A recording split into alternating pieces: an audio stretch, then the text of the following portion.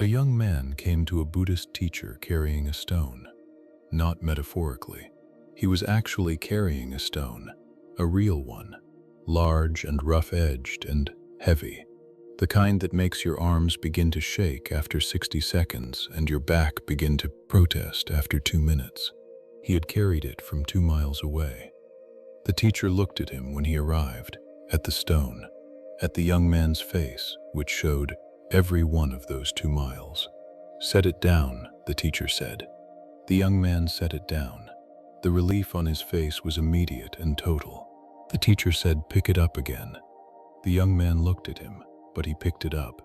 The teacher let him hold it for 1 minute, 60 seconds of weight and effort, and the particular discomfort of holding something heavy with no purpose. Then he said, "Set it down." The young man set it down again. Relief again, but now mixed with confusion. "This is resentment," the teacher said. "This is what it costs you to carry it." He sat across from the young man. "The person who hurt you put this stone in your hands once," he said, "in one moment, one act of cruelty or carelessness or selfishness. They handed it to you. That is real. What they did is real, and I am not asking you to pretend otherwise." He paused. "But they handed it to you once. You have been picking it back up every morning yourself, without anyone asking you to, without anyone requiring it, without the stone doing anything for you except making your arms ache." The young man looked at the stone on the ground between them. He was 19 years old. The person his resentment was addressed to was his older brother, a brother who had for most of their shared childhood positioned himself as the superior one, who had taken credit for things that were not his, who had, at a critical moment when the young man was 17, told a lie about him to their father that had consequences the young man was still living with 2 years later. A deliberate lie, not a mistake, not a misunderstanding. A choice made knowingly that benefited the brother at the younger one's expense.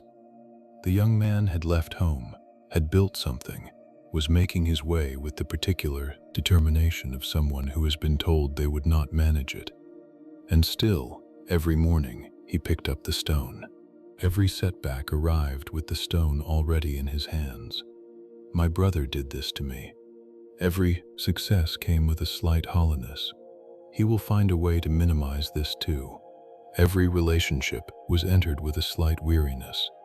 People like my brother exist everywhere. You cannot fully trust. The resentment had become a lens through which he saw everything. And lenses are invisible. You look through them without seeing them. You think you are seeing the world clearly. You do not realize that everything you see is colored by the glass in front of your eyes. "While you are carrying this stone," the teacher said, "what are you not able to carry?" The young man looked at his empty hands. "Both hands are full," the teacher said.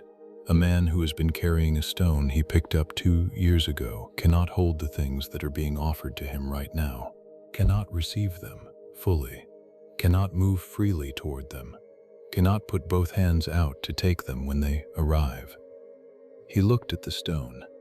"I am not asking you to say what your brother did was acceptable," he said.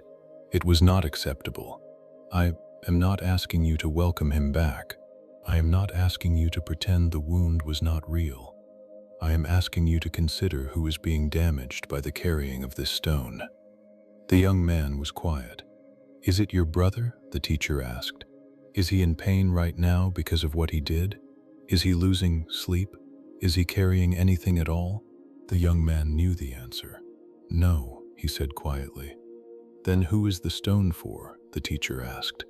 The young man looked at the stone on the ground between them for a long time. There was no good answer to this question.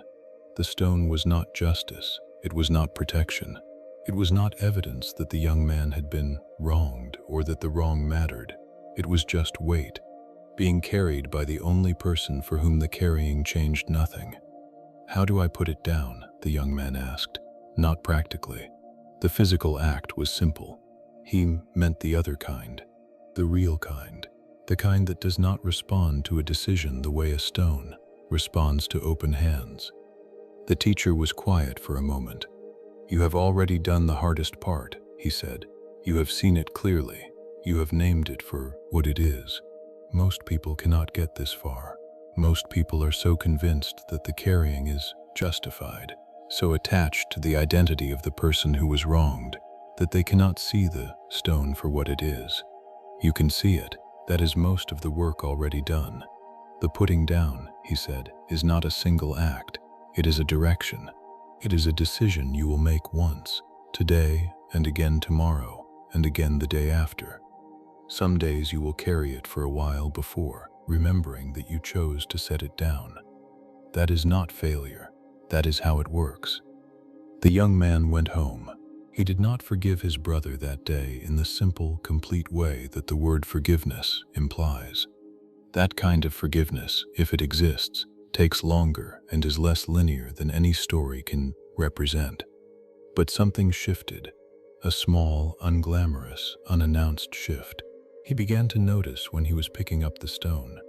He would be in the middle of a day, going about ordinary things, and he would suddenly be aware of the familiar weight in his hands, the mental rehearsal of grievances, the filtering of new experiences through old injuries. And having noticed it, he could choose, not always, but more often than before. Over months, the carrying became less automatic. Over more months, the stone became lighter, not because what his brother did became less real. It remained real. It always would. But because the young man had decided that his own life and the hands it required were more important than the stone. Here is what this story is asking you to look at honestly. Resentment is one of the most expensive things a human being can carry. It costs you sleep and presence and energy and the emotional bandwidth that could be going toward the people and the work and the actual life that exist in front of you right now today. And the cruelest part, the part that makes it genuinely unfair, is that the person you resent almost never shares the weight. They are not lying awake at 3 in the morning running the replay. You are. They are not losing the quality of their present moment experience to something that happened in the past. You picked up a stone they handed you once, and every morning since, without being asked, without it serving any purpose, you have been picking it back up yourself. This is not about them deserving your peace. They probably don't. This is about whether you deserve it. You do. Think about the stone you are carrying right now. You know exactly what it is. You have known since the beginning of this story. It may not be a brother. It may be a friend who betrayed you, a partner who left without explanation, a parent who was supposed to protect you and didn't, a colleague who took something that belonged to you, someone who simply was not there when being there was the only thing that mattered. You did not deserve what they did, and you do not deserve to carry it for the rest of your life. Set it down. Not for them, for the life that is waiting for you, the one that is right in front of you, the one that needs both, your hands free to receive it.